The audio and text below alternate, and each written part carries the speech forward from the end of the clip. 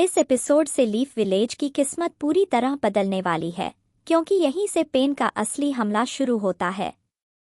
अब तक जो खतरा दूर से महसूस हो रहा था, वह आज सीधे लीफ विलेज के दरवाजे तक पहुंच चुका है। यह एपिसोड सिर्फ एक लड़ाई की शुरुआत नहीं है, बल्कि यह दिखाता है कि जब शांति के बीच अचानक तबाही आती है, तो हालात कितनी तेजी से बदल जाते हैं।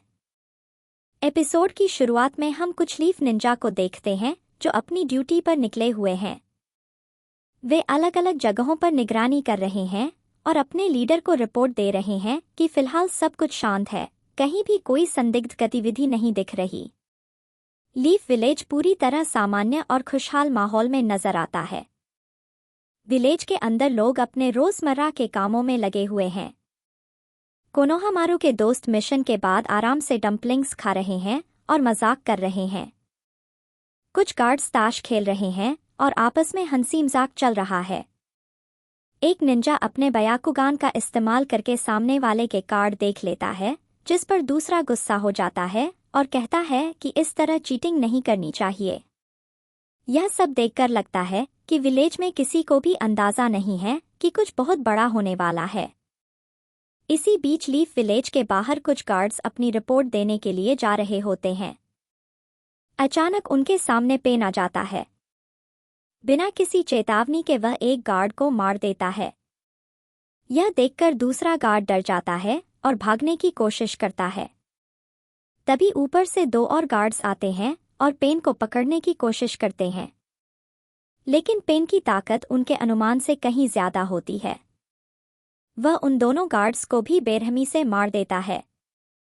तीसरा गार्ड यह सब देखकर सोचता है कि उसे तुरंत लेडी होकागे को खबर देनी होगी, लेकिन पेन उसे अपने पास ऐसे खींच लेता है जैसे किसी चुंबक से और उसे भी खत्म कर देता है।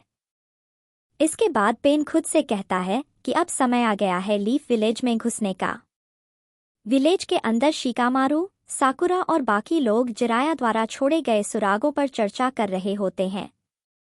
शिकामारू बताता है कि जिराया ने 3 अहम चीजें छोड़ी थीं, एक हिडन रेन शिनोबी, पेन की एक बॉडी और एक कोडेड मैसेज।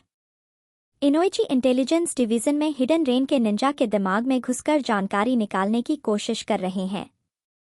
इनिची जब उस निंजा के दिमाग में प्रवेश करते हैं, तो उन्हें महसूस होता है कि उसका दिमाग कई दरवाजों से बंद है। वे जैसे जैसे आगे बढ़ते हैं, उन्हें एक के बाद एक ढेर सारे दरवाजे दिखते हैं। इनोइची समझ जाते हैं कि यह कोई साधारण जेन जुत्सु नहीं है। इबिकी भी मानते हैं कि पेन ने बेहद एडवांस जेन जुत्सु का इस्तेमाल किया है। दूसरी तरफ शिजुने पेन की बॉडी से निकले रॉड्स की जांच कर रही होती है। वह नोटिस करती है कि ये रॉड्स अब भी शरीर के अंदर एक्टिव थे। माइक्रोस्कोप से देखने पर उसे कुछ बहुत ही अजीब नजर आता है।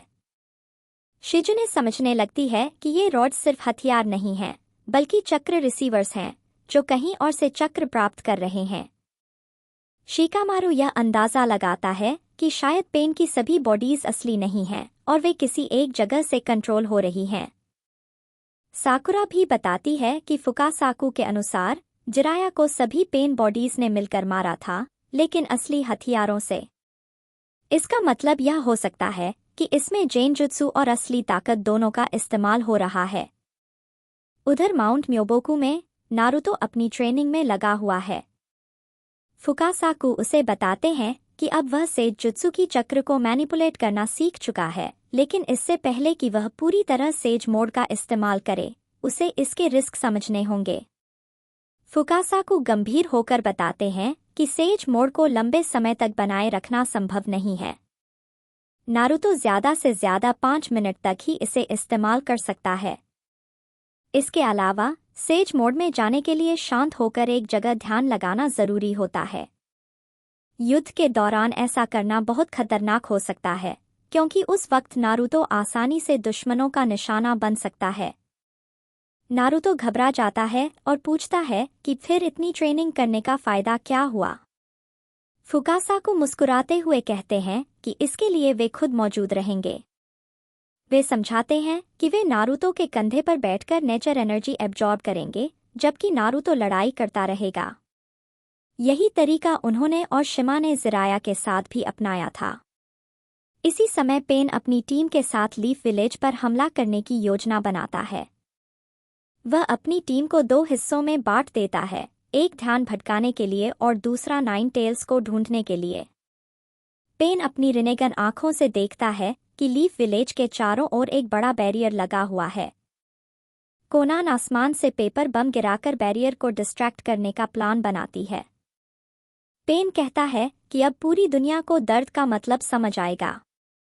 इसके बाद एक विशाल समनिंग के जरिए विलेज के अंदर तबाही शुरू हो जाती है। लीफ विलेज में अचानक धमाके होने लगते हैं। लोग घबराकर इधर-उधर भागने लगते हैं। एक विशाल सेंटीपीड समन किया जाता है जो हर तरफ तबाही मचाने लगता है। पेन की एक बॉडी लीफ निंजा के फायर स्टाइल को आसानी से एब्जॉर्ब कर लेती है। शिजुने को अचानक महसूस होता है कि चक्र का स्तर बहुत तेजी से बढ़ रहा है। वह समझ जाती है कि कुछ बहुत गलत हो रहा है और वह लेडी सुनाडे को चेतावनी देने के लिए आगे बढ़ती है। लेकिन तभी एक बड़ा धमाका होता है। शिकामारू और साकुरा भी धमाके की आवाज़ सुनकर बाहर निकलते हैं। वे देखते हैं कि विलेज में हर तरफ अफरातफरी मची हुई है। एक बच्ची डर के मारे गिर जाती है और उसकी दादी उसे बचाने की कोशिश करती है। तभी साकुरा आगे बढ़कर उस विशाल समनिंग को एक जोरदार पंच से खत्म कर देती है। धीरे धीरे सभी शिनोबी इकट्ठा होने लगते हैं। रोकासन से उन्हें स्थिति समझाते हैं और कहते हैं कि यह साफ तौर पर एक बड़ा हमला है। अस्पताल पहले ही घायलों से भर चुका है। आखिरकार लेडी सुनाडे को खबर मिलती है कि विलेज में एक से ज्यादा दुश्मन घुस चुके हैं और वे अकात्सुकी के सदस्य लगते हैं। यह सुनकर सुनाडे को फुकासाकू की बातें याद आती हैं और उन्हें नारुतो की चिंता होने लगती है। वे तुरंत अलार्म बजाने और नारुतो को बुलाने का आदेश देती हैं। इसी के साथ यह एपिसोड खत्म हो जाता है और साफ हो जाता है कि अब लीफ विलेज का सबसे कठिन समय शुरू हो चुका है।